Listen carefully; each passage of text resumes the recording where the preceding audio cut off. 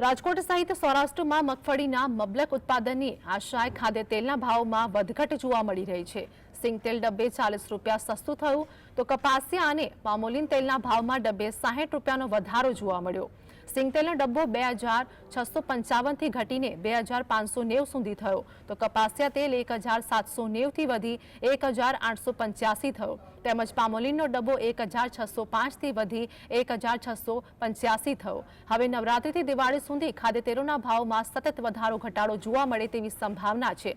સસ્તું સિંગતેલ ગૃહિણીઓ માટે ફાયદાકારક તો મોંઘું કપાસિયા અને પામોલીન ફરસાણના ધંધાર્થીઓ માટે નુકસાનકારક બનશે।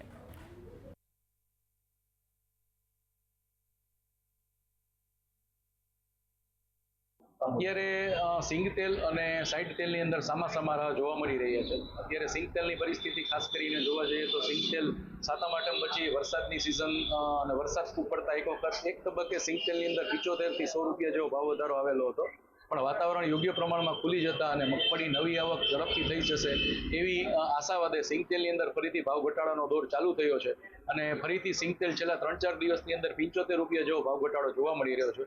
એની સામે સાઇડ તેલની અંદર જોવા જઈએ તો સાઇડ તેલની અંદર અત્યારે પાઇપલાઇન બિલકુલ ખાલી છે।